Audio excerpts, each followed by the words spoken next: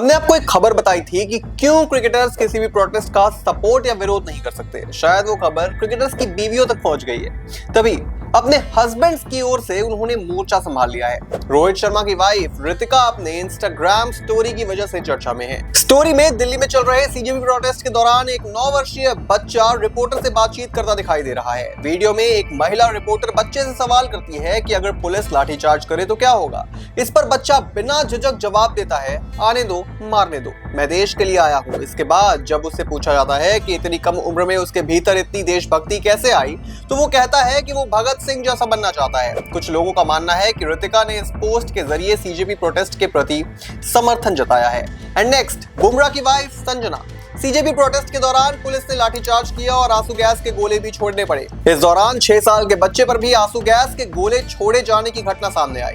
इसी को लेकर भारत के तेज गेंदबाज जसप्रीत बुमराह की पत्नी संजना गणेशन ने एक स्टोरी शेयर की।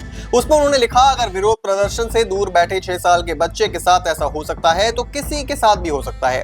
किसी भी लोकतंत्र में बच्चों को आंसू गैस के धुएं से दम घुटना सामान्य बात नहीं होनी चाहिए। किसी भी शांति प्रिय नागरिक को उन पर लोगों से डरने की जरूरत नहीं पड़नी चाहिए जिनका काम उनकी सुरक्षा करना है।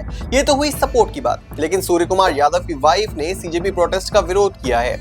देविशा शेट्टी ने लिखा, हिंसा लोकतंत्र नहीं है। जिस क्षण आप पत्थर फेंकते हैं, पुलिस पर हमला करते हैं, बैरिकेड्स तोड़ते हैं और सार्वजनिक संपत्ति को नष्ट करते हैं, उस क्षण आप केवल विरोध प्रदर्शन नहीं कर रहे होते, आप कानून का उल्लंघन कर रहे होते हैं। देविशा शेट्टी के इस बयान को लेकर सोशल मीडिया पर मिली जुली प्रतिक्रियाएं देखने को मिली हैं। जहां कुछ लोगों ने उनके इस रुख की सराहना की तो शांतिपूर्ण प्रदर्शन का समर्थन करने की बात भी कही। वहीं अन्य लोगों ने इस बयान पर तीखी प्रतिक्रिया व्यक्त की है। लेकिन इन सब के बीच आप किसके बयान का समर्थन करते हैं, कमेंट से बताइए। देश भर में सीजेपी का आंदोलन अब सिर्फ छात्रों तक सीमित नहीं रहा, बल्कि एक राष्ट्रीय बहस बन चुका है। दिल्ली के जंतर मंतर से शुरू हुई आवाज अब पटना, मुंबई और कई दूसरे शहरों तक पहुंच चुकी है।